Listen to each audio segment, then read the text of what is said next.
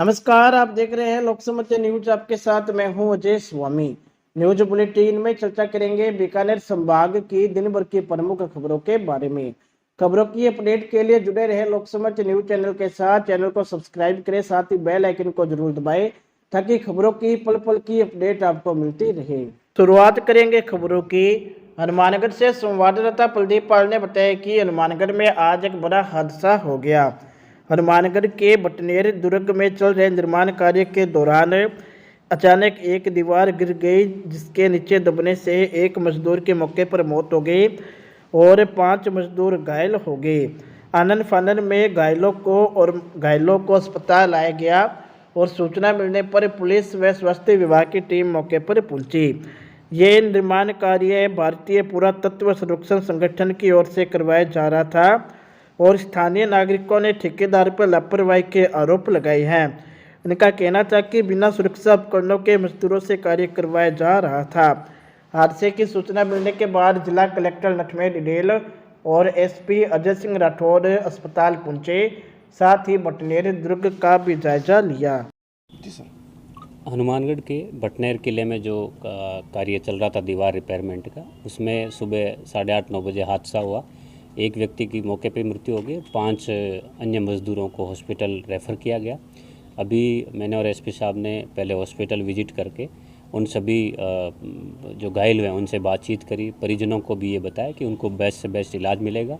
चिरंजीवी योजना में रजिस्टर्ड जो व्यक्ति हैं उनको मुख्यमंत्री चिरंजीवी स्वास्थ्य बीमा योजना अनुसार लाभ दिया जाएगा। अभी हमने किले की विजिट की है जहाँ पे ये हादसा हुआ, रिपेयरमेंट का काम चल रहा था। हमने एएसआई को यही डायरेक्शन दिए है कि आप अगले कुछ दिनों तक यहाँ पर्यटन नहीं आए और लोगों को भी जो मॉर्निंग वॉक है वो भी सुरक्षित नहीं है। लोगों को हिदायत दी जाए और उनका प्रवेश जो है, किसी भी प्रकार का प्रवेश आम आदमी का यहाँ हम बंद कर रहे हैं। जिस ठेकेदार के द्वारा कार्य किया जा रहा था वो जो सुरक्षा के उपाय हैं, क्या क्या उपाय उसके द्वारा किए गए, इसकी हम डिटेल समीक्षा और जाँच करवा रहे हैं। और एएसआई से हमने यही कहा है कि जब तक स्थिति क्लियर नहीं हो तब तक उसका किसी प्रकार से भुगतान नहीं हो, और क्या क्या कार्य उसके द्वारा किए गए हैं, कैसे उसकी क्या मोडस ऑपरेंडी रही है, मजदूरों का क्या ध्यान रखा गया है, ये हम देख रहे हैं। दीवार अभी भी बहुत ज़्यादा कमज़ोर स्थिति में नज़र आ रही है और कभी भी गिर सकती है। सर, मृतक और घायलों के मुआवजे के लिए भी कोई प्रावधान है? जी, अभी जो आधार के सारे डेटा हमने लिए हैं। ज़्यादातर परिवार चिरंजीवी स्वास्थ्य बीमा योजना में रजिस्टर्ड हैं। एक व्यक्ति जो डेथ हुई है जिनकी चिरंजीवी योजना में उनको गेहूं भी मिल रहा था, तो रजिस्ट्रेशन होने पर उनको 5 लाख रुपए माननीय मुख्यमंत्री जी की तरफ से दिए जाएंगे। जो गंभीर घायल हुए हैं 2 व्यक्ति, उनको 3-3 लाख रुपए, और जो अन्य घायल हैं उनको 2-2 लाख रुपए माननीय मुख्यमंत्री जी की तरफ से दिए जाएंगे। सर, अभी सूचना मिली थी कि यहाँ पे एएसआई का जो काम निर्माणाधीन है उसमें मजदूर दब गए हैं, तो वहाँ तुरंत राहत कार्य लगा करके सभी मजदूरों को वहाँ मलबे से निकाल करके हॉस्पिटल में शिफ्ट कराया गया है। और हॉस्पिटल में एक व्यक्ति की अभी मृत्यु रिपोर्ट की है मेडिकल स्टाफ ने, और बाकी को जो जहर इलाज हैं उनका बेहतर इलाज के लिए निर्देश दे दिए गए हैं। सबका सिटी स्कैन कराया जा रहा है, किसी प्रकार की कोई इंटरनल इंजरी है और उसके बाद में तय किया जाएगा। अगर रेफरल देना होगा तो हम यहाँ से बीकानेर रेफर करेंगे। बेस्ट से बेस्ट इलाज कराने की कोशिश करें ताकि जो भी घायल हैं उनको बचाया जा सके। लापरवाही के संबंध में कोई मामला दर्ज किया जाएगा? अभी इस तरह का कोई रिपोर्ट तो हमें नहीं प्राप्त हुआ है। अगर कोई इस तरह की रिपोर्ट मिलती तो नियमानुसार कार्रवाई की जाएगी। बढ़ेंगे अगली खबर की ओर। श्री गंगानगर के मरुद्रा ग्रामीण बैंक में हथियारों के साथ लूटपाट करने आए बदमाशों से भिड़ने वाली और लूटपाट से बैंक को बचाने वाली बैंक मैनेजर पूनम से आपको मिलवाते हैं, जिन्होंने अपनी बहादुरी का परिचय देते हुए न सिर्फ बैंक को लूटने से बचाया बल्कि बदमाश को भी पकड़ा। सुनिए पूरे घटनाक्रम पर क्या बोली बैंक मैनेजर पूनम। और वो एक आदमी पहले पूरा फेस कवर करके ब्रांच के अंदर एंटर हुआ, तो ब्रांच स्टाफ जो सामने खड़े थे ऑफिसर, उन्होंने कहा कि इस तरह से आप कवर करके बैंक में नहीं आ सकते हैं, आप बाहर जाएं। और तो वो आदमी बाहर चला भी गया।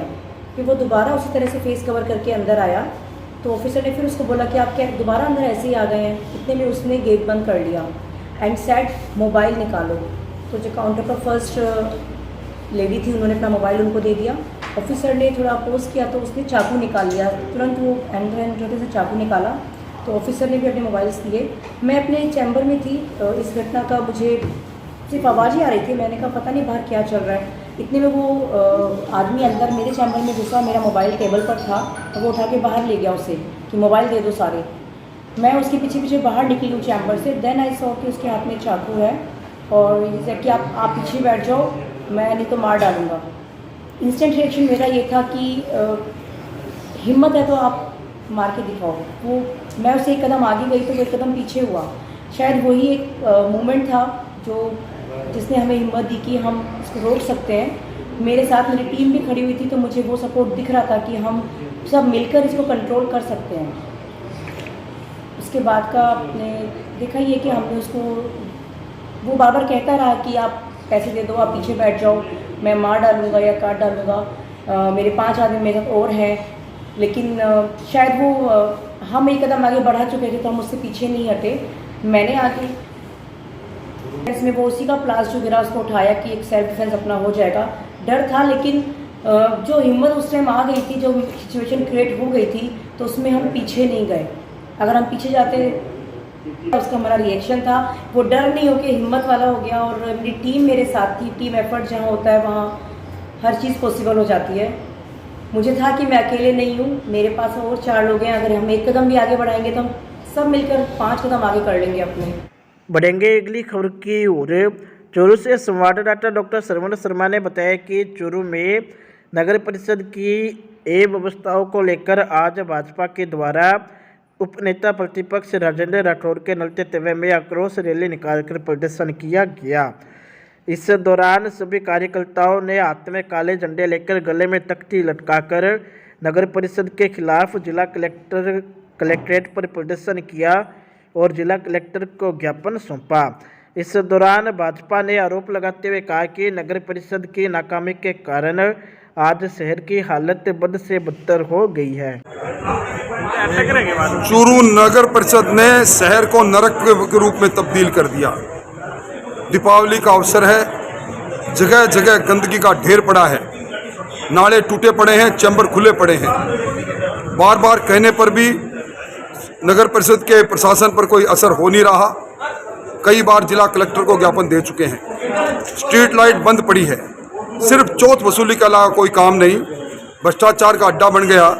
इसलिए आज के दिन भारतीय जनता पार्टी के शहर मंडल की अगुवाई के अंदर हम प्रदर्शन कर रहे हैं, आगाह कर रहे हैं कि दीपावली पर हमें आंदोलनात्मक कदम उठाना नहीं पड़े।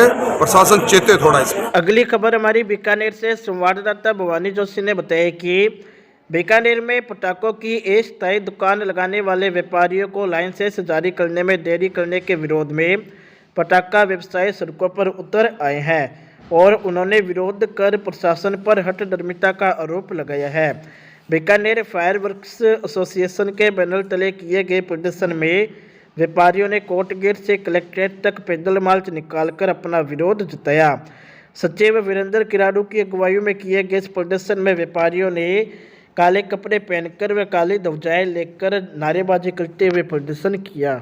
वहीं बीकानेर के जिला प्रशासन ने अपनी हठ धर्मिका को दिखाते हुए बड़े शर्म के साथ कहना पड़ता है कि पूरे राजस्थान में पटाखे के व्यापारियों को लाइसेंस जारी कर दिए गए हैं, लेकिन आज दिवस तक जिला कलेक्टर ने बीकानेर के पटाखा व्यापारियों को लाइसेंस नहीं दिया है। लाइसेंस न देने के कारण आज हम ये काला दिवस और काला विरोध प्रदर्शन यहाँ पे बीकानेर के सारे व्यापारी एकजुट के होकर यहाँ पे कर रहे हैं। हमारी जिला प्रशासन को हम आज अशोक गहलोत जी मुख्यमंत्री के नाम और बीकानेर जिले के जितने भी काबीना मंत्री हैं उनके नाम हम एक खुला पत्र सौंप रहे हैं कि जहां आम गरीब छोटे बड़े सभी व्यापारी इस बार दीपावली के मनाने का उत्सव के रूप में अपना व्यापार कर रहे हैं, कार्य कर रहे हैं, वहीं बीकानेर के पटाखा व्यापारी 2 साल के बाद फिर अपनी रोजी रोटी को तरसते हुए यहाँ पे धरना प्रदर्शन कर रहे हैं।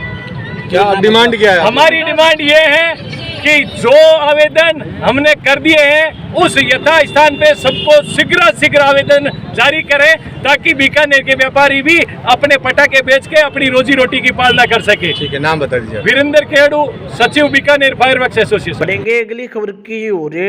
बीकानेर में शुद्ध केले युद्ध अभियान के तहत बिचवाल इंडस्ट्रियल एरिया स्थित एक रसगुल्ले की फैक्ट्री पर स्वास्थ्य विभाग के द्वारा औचक छापेमारी कर कार्रवाई को अंजाम दिया गया है। इस कार्रवाई में फैक्ट्री में बड़ी मात्रा में खराब रसगुल्ले मिले हैं जिनको नष्ट करवाया गया। CMHO डॉक्टर अबरार पवार के नेतृत्व में यह कार्रवाई की गई। जानकारी के अनुसार सेठिया स्वीट्स प्रोडक्ट्स नाम की यह फैक्ट्री है जिनमें मिलन रसगुल्ले नाम की पैकिंग में करीब 8 क्विंटल खराब रसगुल्ले मिले हैं, जिनको स्वास्थ्य विभाग की ओर से नष्ट करवाया गया। और बीकानेर में भी हमने सघन अभियान शुरू किया है 17 तारीख से। आज सुबह हमने नमकीन की एक अपने पंडित धर्मकांता के पीछे एक नमकीन की फैक्ट्री थी, उसमें भी जाके हमने कार्रवाई करके आए हैं। जैसे हमें मुखबिर से या जिला प्रशासन से या किसी से भी अगर कोई सूचना मिलती है तो उस आधार पर हम लोग कार्रवाई करते हैं। अब यहाँ हमें सूचना मिली कि यहाँ कोई मिठाई की जो है ये फैक्ट्री है, उसमें रसगुल्ला गुलाब जामुन वगैरह ये बनते हैं। तो हमने यहाँ आके देखा तो इसमें ये रसगुल्ले के जो 17x48 थे, टोटल कितने हो गए? 48 टिन है, जो 17 किलो का एक टिन है। तो टोटल आप देखें कि ये 816 वो सारे एक्सपायरी मिले, तो उसको हम नष्ट करवा रहे हैं अभी। नहीं 16 टिन एक देखा है मैंने, 17 टिन है, उसमें एक टिन के अंदर 48 केजी रसगुल्ला है, तो टोटल 816 केजी रसगुल्ला है। वो हमें पता चला हमने देखने के बाद कि ये एक्सपायर हो चुके हैं, तो इनको हम नष्ट करवा रहे हैं। और हम सैंपल भी लिए, हमने गुलाब जामुन के भी लिए और रसगुल्ले के भी सैंपल लिए। उसकी हम लैब में जांच करवाएंगे कि इसके अंदर जो इस्तेमाल की गई सामग्री है वो अनसेफ या सब स्टैंडर्ड तो नहीं है। बढ़ेंगे अगली खबर की ओर। नगर परिषद चूरू और प्रदूषण नियंत्रण मंडल नागौर के द्वारा संयुक्त कार्रवाई करते हुए चूरू शहर का औचक निरीक्षण किया गया। साथ ही छापेमारी कर 10 क्विंटल के करीब प्रतिबंधित प्लास्टिक कैरी बैग जब्त की गई है। राज्य सरकार द्वारा इन कैरी बैग को प्रतिबंधित किया जा चुका है, लेकिन फिर भी दुकानदारों के द्वारा इसका बेचान किया जाता है, जिसको लेकर कार्रवाई की गई। बड़ी कार्रवाई मानी जा रही है, क्या कार्रवाई की गई? आज प्रदूषण नियंत्रण बोर्ड नागौर की टीम व नगर परिषद की टीम द्वारा संयुक्त रूप से चूरू के बाजार में सिंगल यूज प्लास्टिक प्रतिबंधित होने के कारण छापेमारी कार्रवाई की गई। इसमें 8-10 जगह से 10 क्विंटल से अधिक सिंगल यूज प्लास्टिक जब्त की गई और नियमानुसार जुर्माना लगाया गया। और त्योहारी सीजन को देखते हुए नगर परिषद द्वारा ये कार्रवाई निरंतर जारी रहेगी।